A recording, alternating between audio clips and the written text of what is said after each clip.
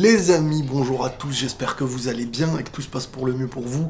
On se retrouve pour la review de l'Attaque des Titans épisode 14. Alors, je vous fais un petit peu le récapitulatif d'objectifs de ce qui se passe. Enfin, pas de ce qui se passe dans l'œuvre, mais au niveau de mes vidéos. Hier, vous avez eu la vidéo réaction de l'épisode 14, là on a la review, et on va enchaîner aujourd'hui même avec la réaction du 15, que je n'ai pas encore vue, et la review du 15, en fin de soirée peut-être, comme ça je finis cette journée avec tout ce qu'on a pu voir, enfin, tout ce que vous avez pu voir hier, et vous avez votre lundi. Je me suis réveillé très très tôt, volontairement, pour faire tout ça. Et on va commencer cet épisode, bon, qui est immense. Non là, c'est sérieux, ça part en cacahuète, là, ça part en vrille partout.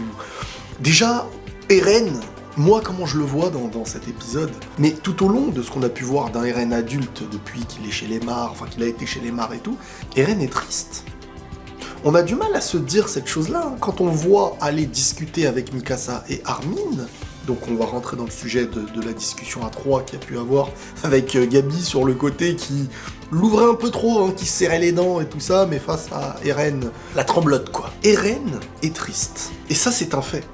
Eren est triste pour quelle raison? Comme je vous ai dit, j'ai comme l'impression que ce qu'il a, ou son pouvoir, ou ses souvenirs qu'il évoque lui-même dans cet épisode par rapport à Armin, viennent à te changer en fait. Mais Eren, c'est pas par plaisir en fait qu'il fait tout ça. Regardez-moi son visage. Volontairement, on nous met une personne qui est super mal en point, une personne qui est malheureux, une personne qui se doit d'accomplir par une forme de mission obligatoire. Et on n'oublie pas un détail aussi. Eren Kruger, si tu veux sauver Mikasa et Armin. Ensuite, cette phrase s'est transmise par le père de Eren, qui lui aussi a dit, si tu veux sauver Mikasa et Armin. Est-ce qu'Eren va la transmettre? Je sais pas, mais Mikasa et Armin ont l'air importants dans cette histoire. On n'a pas dit si tu veux sauver le titan assaillant, si tu veux sauver ta peau, on a dit si tu veux sauver Mikasa et Armin. Donc peut-être même que la vraie importance de l'œuvre et que la vraie finalité, c'est Mikasa et Armin. Eren, quand il vient discuter avec Armin et Mikasa, se pose comme quelqu'un, bon, certes qu'il les menace avec sa blessure, on risque de se transformer et tout, mais quand même, il vient dire limite qu'on va discuter posément, calmement. Il vient à proposer d'arrêter de s'affronter pour résoudre les problèmes de Eldia. Donc déjà, il y a une forme, j'ai envie de dire, de demande d'union un petit peu. Et il leur dit, ne vous inquiétez pas pour les autres, ils ont été emmenés ailleurs. Jusqu'à là, Eren, quand il vient, il n'apporte pas d'hostilité, si ce n'est, voilà, il a la blessure, il a l'air froid, mais comme quelqu'un là qui est vraiment hors émotion parce qu'il y a une mission un peu trop importante. C'est comme ça que je le ressens. Donc il vient à leur dire qu'il ne faut pas se battre entre les mythes, et deuxièmement, il leur dit que les autres vont bien, rassurez-vous.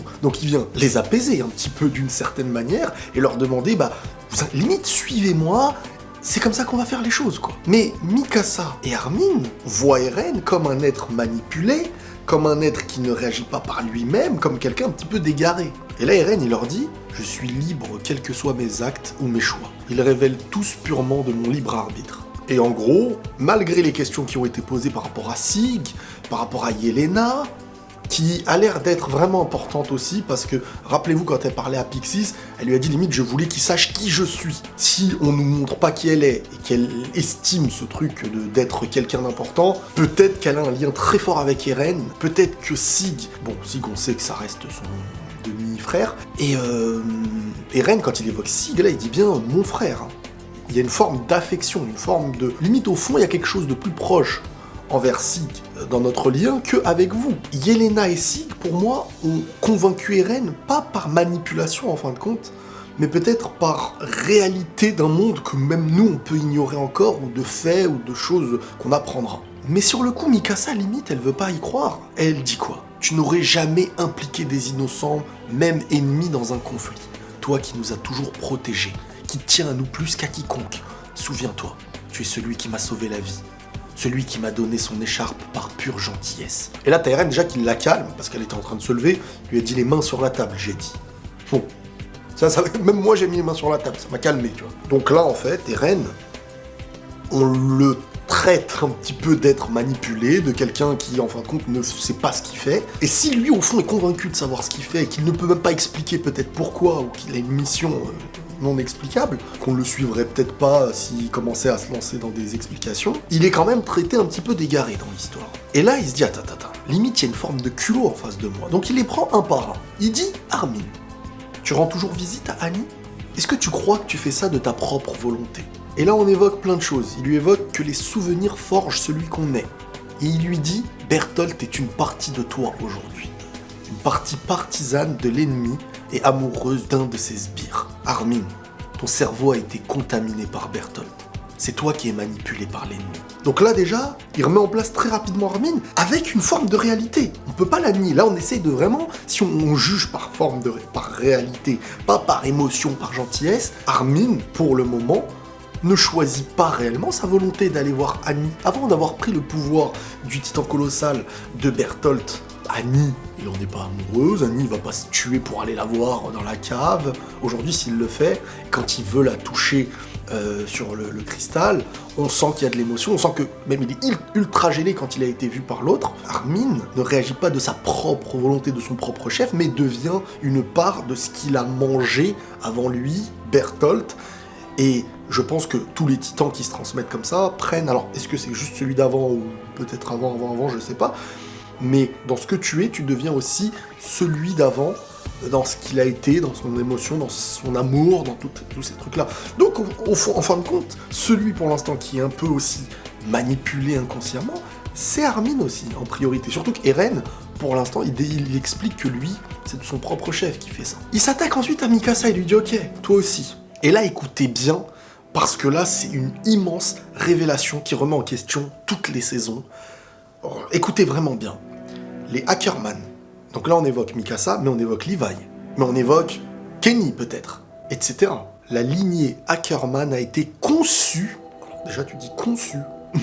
Comment ça, conçue? Pour assurer la protection du roi d'Eldia. Dans la tête, tu dis, a été conçu. Alors c'est quoi? Ils ont reçu... Il y a une expérience génétique, une expérience dans leur sang, quelque chose qui fait que, à la base, eux, ils étaient la protection, en fait. Les Ackerman, c'est les protecteurs par leur sang. Et là, on comprend un peu pourquoi ils sont forts. Le côté protecteur, faut se battre, et conçu évoque, expérimentation. Et là, Eren va évoquer le jour où donc il a sauvé Mikasa. Ce jour-là, acculé et confronté à la mort, tu m'as entendu hurler un ordre. Bats-toi. Et c'est à cet instant que ton instinct s'est réveillé. Le hasard a fait que tu t'es imaginé voir en moi ton maître à protéger. Les Ackerman, donc conçus pour protéger le roi, à la base, c'est comme si au fond, ils doivent recevoir l'ordre d'un maître pour en devenir leur protecteur à vie. Quand inconsciemment leur sang s'éveille à cet ordre-là. Et elle a eu cet éveil très très tôt en étant enfant. Et on a vu cette séquence, c'est incroyable comment ça remet en question encore tout ce qu'on voit et tout est fait parfaitement. Quand d'un coup elle devient, limite elle se transforme, on voit une forme de flash avec de la chair, du muscle, tac, et boum, limite elle prend le couteau en le cassant presque. Et là elle se défend avec une énergie qui s'est éveillée, donc des Ackerman conçus pour ça.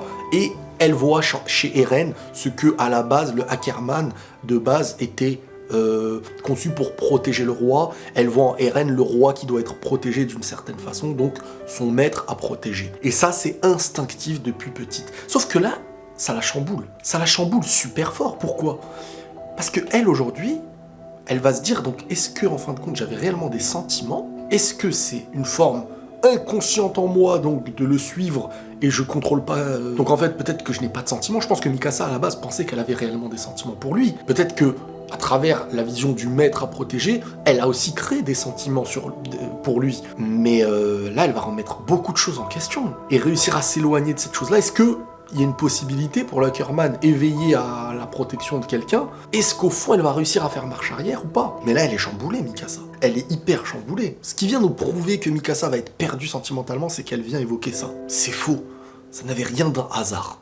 C'était parce que c'était toi. C'est toi qui m'as rendue forte. Au fond, elle ne sait même plus tout l'amour ou le sentiment qu'elle avait pour Eren, c'était depuis ce jour-là en se disant « c'est lui qui m'a rendue forte. C'est lui qui m'a sauvée. C'est lui qui a fait celle que je suis aujourd'hui. » Parce qu'elle ne comprend pas l'instinct de son pouvoir, parce que c'est un pouvoir en fin de compte, de s'éveiller à une puissance protectrice. Pour elle, la raison, c'était Eren. Sauf que la raison, elle change maintenant. La raison, c'est ton sang, ce qu'il y a en toi qui a été conçu pour protéger. Et si ça avait été Armin ou Pierre-Paul Jacques, t'aurais été pareil en protection par rapport à eux. Et ça fait peur. Ça remet en question tout pour Mikasa, en fait. Et on comprend beaucoup mieux le « Oh, mais vas-y, elle est fatigante avec son Eren, toujours là derrière lui. » Ça y est, tout est compris. Là, si aujourd'hui tu dis elle est saoulante, elle suivait Eren, elle le lâche pas, c'est que t'as pas compris ce qui est en train de s'expliquer, ce qui a été expliqué. Bref, elle vient donc évoquer ce sentiment par rapport à lui en disant « Non, mais c'est toi, Eren, qui m'a fait devenir celle que je suis. » Et lui, derrière, il lui dit, limite Mikasa, et là, il lui a donné une preuve qu'on a vue dans l'épisode d'avant. Un Ackerman éveillé à son pouvoir est souvent pris de migraines subites. Elle se déclare quand son moi originel, donc on va dire sa conscience, éprouve une réticence à protéger son maître. Et là, on l'a vu dans l'épisode d'avant, quand Mikasa commence à douter d'Eren, douter de ce qu'il est, de ce qu'il fait. Avant, ça, c'était pas un problème, elle le suivait même dans sa conscience, elle trouvait qu'il avait raison aussi, etc. Et c'est vrai qu'elle suit Eren comme un, je vais pas dire comme un toutou, mais comme un garde du corps, hein. Depuis toute petite, en fait. Hein. C'est fou comment c'est parfaitement mené, mais c'est complètement fou. Et dans l'épisode d'avant, quand elle parlait avec la prisonnière, eh ben, elle a eu cette migraine, ce flash, ce moment qui revient, limite dans sa conception Ackerman, de protéger et de revenir sur le moment où la chose s'est éveillée. Et c'était ça les petits flashs qu'on voyait quand ils étaient plus petits. En fait, SNK, faut le regarder à l'envers, quoi. Faut plus le regarder à l'endroit. Tout s'explique dans le sens inverse, avec les révélations. Et là, Eren, il lui dit « Toi et les tiens, vous n'êtes que des pantins sans âme, faits pour obéir aux ordres, de vulgaires esclaves. Et tu sais ce que je déteste le plus au monde ? C'est les soumis. Leur simple vue a toujours suffi à me révulser. Depuis qu'on est gamin, je t'ai toujours haï, Mikasa. » Là, cette phrase-là, est-ce qu'elle est évoquée pour vraiment créer une cassure volontaire et donc réfléchie? Je pense pas qu'elle fait plaisir à Eren. Je pense qu'il est détruit intérieurement avant même, depuis qu'on le voit avec un visage ultra froid, il est déjà détruit intérieurement, donc il fait abstraction de toute émotion, de tout partage, de...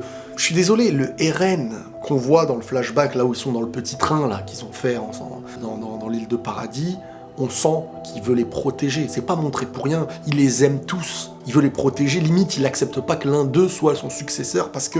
Mais depuis les discussions qu'il a eues avec Sig, Yelena et tout ça, il est... Et aussi, peut-être... Bah non, c'était après. Après avoir vu, en ayant touché Historia, certes, il avait perdu des choses, mais... Est-ce que depuis... Ouais, c'est la question que je me pose. Est-ce que, entre-temps, après la scène où il évoque même...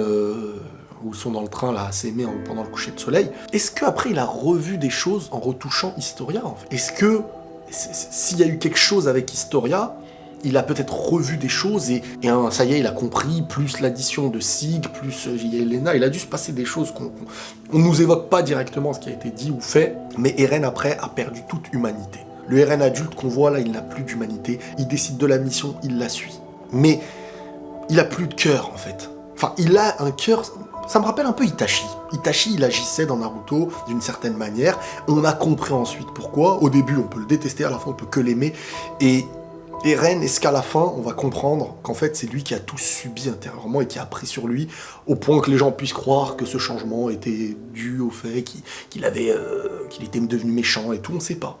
Mais moi, je vois pas une forme... Je pense qu'il est vraiment bien travaillé parce que il y a plein de subtilités dans sa manière de faire. Et on remarque qu'il est malheureux. Hein. Il est malheureux aujourd'hui. Donc peut-être que ça y est, il connaît la finalité de son histoire, j'en sais rien, de ce qui va se passer, mais il est malheureux. Donc est-ce qu'il y a une forme de protection envers Eren et Mikasa d'agir comme ça? Je sais pas. Mais en tout cas, il y a un vrai rejet. Il y a une bagarre avec Armin, parce qu'Armin là derrière, il supporte pas ça. Hein.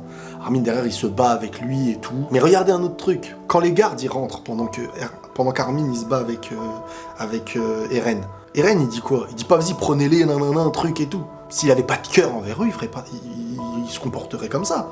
Non? Il dit limite, non, c'est rien, tranquille. Il y a ce truc-là. Et donc, au fond, on dirait qu'il y a une volonté de faire en sorte que lui, il a fait une forme de cassure, pour quelle raison, je sais pas, mais il a envie que eux aussi fassent la cassure avec lui. Parce qu'il dit des choses qui détruisent le cœur de Mikasa et des choses qui éloignent Armin de fou. Sauf qu'au départ, il avait peut-être pas cette volonté dans ce qu'il évoquait. C'est pour ça que c'est compliqué de bien comprendre. Et là, t'as Armin qui lui dit « C'est à ça que tu t'abaisses, brisé Mikasa. Qui de nous a atteint la bassesse de l'esclave ?» Et là, t'as Eren, ça l'énerve. Alors ça l'énerve, pourquoi? Parce que, au fond, ça le touche de faire ce qu'il a fait, ou simplement parce qu'il est traité d'esclave, et lui, depuis le début, c'est ce qu'il déteste le plus, c'est une forme de... Lui, c'est la liberté.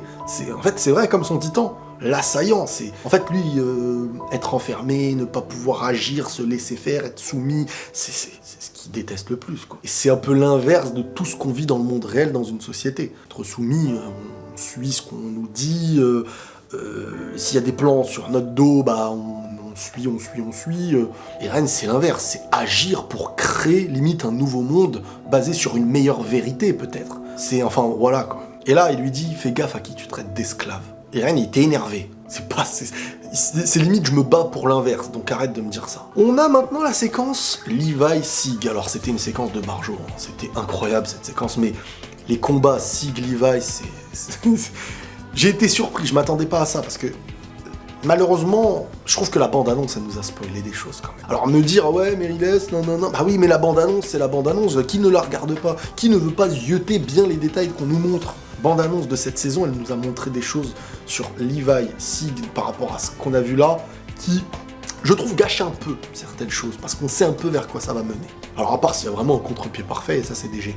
Comme je vous dis, je parle sans avoir vu le 15 encore. On va revenir sur Levi.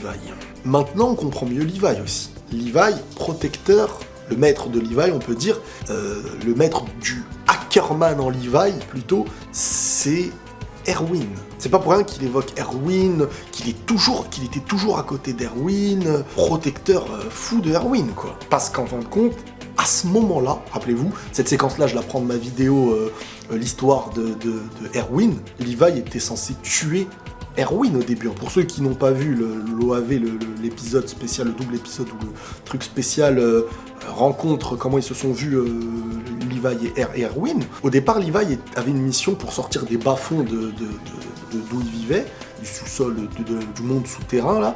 Pour sortir de ça, il avait une mission à accomplir et il fallait limite, je crois qu'il tue Erwin ou... Non, qu'il aille chercher un truc, enfin bref. Mais lui, à un moment, il voulait tuer Erwin. Et après sa mission, il a perdu ses proches, il a tout perdu. Il a eu Erwin, limite, qui lui a demandé de les suivre. Et de ce jour-là, il s'est éveillé donc, déjà, une puissance, on le voyait quand il a détruit les titans et tout, et aussi à suivre Erwin, parce qu'il a été touché de deux manières. Je sais pas comment s'éveille le truc chez les Ackerman, mais lui il a été touché au niveau de son cœur, comme Mikasa, et au niveau de son sang, Ackerman. Quand je dis au niveau de son cœur, c'est parce que Erwin savait en fin de compte sa vraie mission. Il savait, mais il l'a quand même accepté. Il a été beaucoup plus intelligent et pourtant il n'a pas jugé Levi. Il a vu en Levi ce que personne n'avait vu. Et ça y est, boum, il s'est éveillé. Donc maintenant on comprend pourquoi derrière il l'a suivi. Et ça a été dit un petit peu, hein, avec des mots différents. Mais limite, maintenant je te suivrai toute ma vie, ceci, cela. On comprend pourquoi. Le monde extérieur n'avait rien à voir avec la ville souterraine. Et Levi l'a vite compris. À peine sorti des murs, il s'est vu perdre tout ce qui le raccrochait à son passé. Et c'est Erwin qui l'a accueilli. Après lui avoir offert la lumière d'un ciel, le voilà qui lui offre un nouveau sens à sa vie, un nouveau départ, un nouvel objectif. Reste tranquille. Désormais, tu ne peux plus rien faire pour eux. Si tu commences à regretter, cela se ressentira dans tes futures décisions et ainsi, tu laisseras les autres décider à ta place. Il ne te restera donc plus qu'à mourir. Personne ne peut prédire sa fin. Chacune de nos décisions en entraîne une autre qui à tout moment peut influer sur le restant de notre vie. Nous allons continuer les expéditions, Levi, et je veux que tu sois des nôtres. Même si je croyais en ma propre force, même si je croyais en mes amis proches, à la fin de tout ça, il n'y avait plus personne. Cet homme perçoit quelque chose que je n'arrive pas encore à voir. Donc quoi qu'il arrive désormais, je te suivrai, Erwin Smith. Et cette décision, je ne la regretterai jamais. Du moins, pas tant que je vivrai. C'est donc ainsi que Levi devint rapproché d'Erwin au sein du bataillon. Celui qui avait vu en Levi ce que personne n'avait vu, lui a donné toute sa confiance dans un moment où il ne lui restait plus rien. Pourquoi il a autant la haine envers Sig? Pourquoi il veut se le farcir à tout prix? Déjà parce qu'il a la promesse qu'il a faite à Erwin, mais aussi parce que son sang, quand on réfléchit bien, son sang d'Ackerman, qui était censé protéger son maître Erwin, a failli. il a raté sa mission. Parce que Sig a tué Erwin, qui s'est sacrifié. Donc là, en fait, au fond de lui, le hackerman qu'il est, n'a qu'une mission, c'est de tuer Levi, c'est de tuer Sig. Et en fait, jusqu'au point où, quand tu réfléchis bien, il a pris une initiative par lui-même sur le coup. Il n'a même pas attendu ce qui aurait dû se faire en mode on attend la réponse de Pixis par rapport à truc. Non, de lui-même, il a été pour essayer de tuer Sig, qui lui aussi avait de son côté préparé son plan. Mais c'était incroyable en fait. Et il peut s'en vouloir aussi, Levi, d'avoir accepté le vin dans leur mission. Parce que le vin, dans leur mission, il leur a pas rendu service. Quand tu réfléchis bien, c'est lui qui a accepté à ses amis, enfin aux soldats et tout, ce truc de bon, vas-y, limite, prenez-le. Mais lui, il explique au début, on a déjà du thé, on a déjà ceci, cela, truc. Et ben non. Et des petits détails comme ça dans la vie, des fois que tu acceptes, tu te dis c'est rien, c'est qu'un détail, ça crée ta perte et la perte de beaucoup de choses.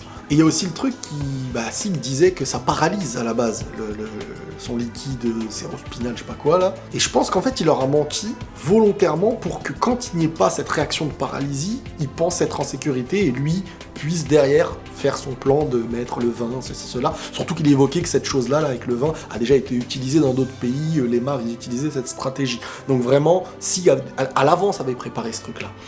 Mais quand tu vois Sig s'enfuir avec les Titans, il évoque quoi? Il dit « On n'aura pas réussi à se faire confiance. Les armées du monde entier arriveront sur cette île et vous ignorez ce que ça représente. Vous pensez avoir la force nécessaire, le temps et même le choix, mais vous vous trompez lourdement. Voilà quelle est ton erreur, Levi.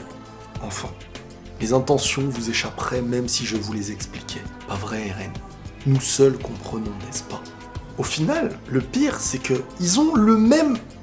pas le même réel projet, mais la protection de l'île, ils sont tous en accord normalement. Mais la vision de chacun et la manière de réagir peut-être dans l'urgence, elle ne se comprend pas de la même manière. Mais quand il dit Eren, limite il n'y a que toi et moi qui pouvons comprendre, même si on leur parlait, ils comprendraient pas en fin de compte, ça montre un peu aussi le Eren qui aujourd'hui agit clairement sans... Peut-être que Sig lui a dit voilà, on connaît notre vérité, ceci, cela, mais en fin de compte, si on agit comme ça, nous on sait pourquoi, mais les autres savent pas. Alors qu'est-ce que lui et Eren peuvent savoir que les autres ne pourraient pas savoir? Bon, les deux ont un pouvoir de titan primordial, donc une histoire peut-être de souvenirs. Quelles sont les choses en commun des deux? Moi c'est comme ça que je procède.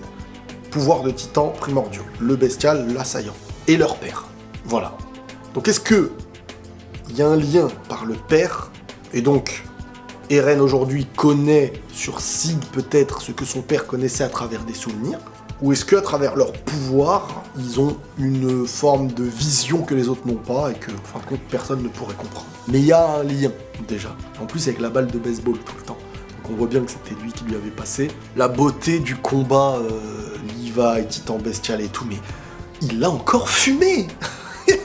Il l'a encore fumé, mais c'est fou. Toujours dans... Mais il s'est retrouvé combien de fois en mode carcasse, le Sig contre Levi? Non, Levi, il est trop chaud. Quand Levi, il se retrouve face à ses anciens camarades en forme de titan, il les a tous dégommés, il lui dit limite, mais attends, tu crois vraiment que j'allais pas les tuer? Si tu savais tout ce qu'on a sacrifié, et tu le vois, il est en train de dégommer le bestial, toute une forêt de titans, mais c'est fou ce qu'il fait tout seul, le mec. On se rend pas compte, Levi, c'est un barjot. Donc il a fumé le titan, à la fin de l'épisode, il l'a attaché. On a un petit moment, je veux pas m'attarder longtemps là-dessus, c'est quand Frock, il vient... il se retrouve face à Case Shadis, je crois, et il vient prendre en fait les rênes de celui qui s'occupe de l'armée d'une certaine manière. Il prend les gens de l'armée avec lui. À travers ça, on voit plusieurs choses. On voit vraiment le changement même militaire qui va exister à l'intérieur de l'île de Paradis pour la renaissance d'Eldia avec Eren en tête.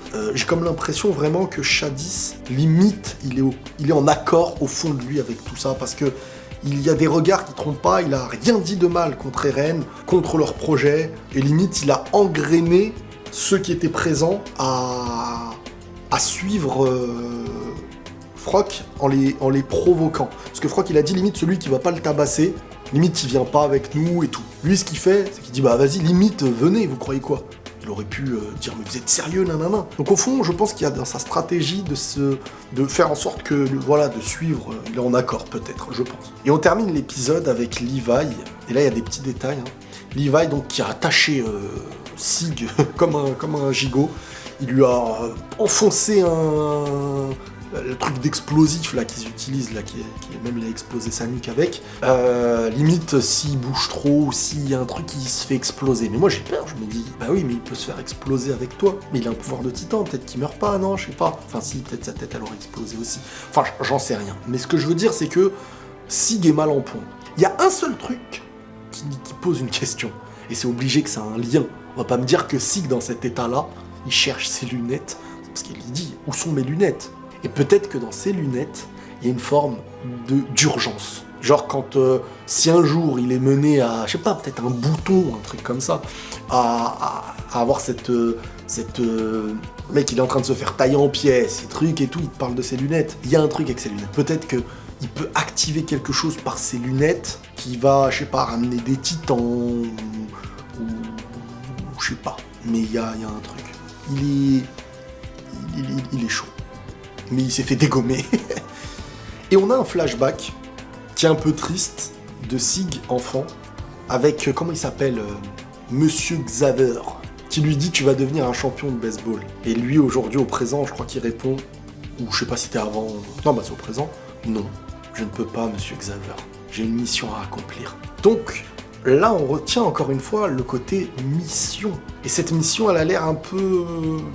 qui ne mène pas à la finalité de pouvoir devenir un mec qui fait du baseball, quoi. Mais on nous met maintenant en place un peu le développement de Sig par rapport à des choses par rapport à ce flashback rapide qu'on a vu en fin d'épisode, sur son lien un peu avec le baseball et sa manière même de titan, sa manière en titan de lancer des pierres et tout, et la balle de baseball qu'il a donnée à Eren, qui peut-être est une forme... Je pense que la balle de baseball représente beaucoup pour Sig.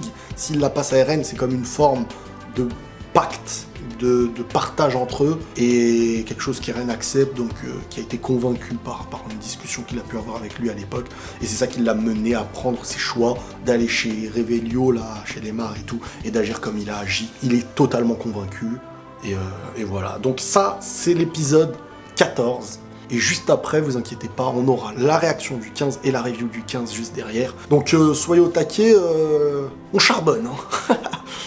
C'est magnifique. Prenez tous soin de vous et la paix sur vous.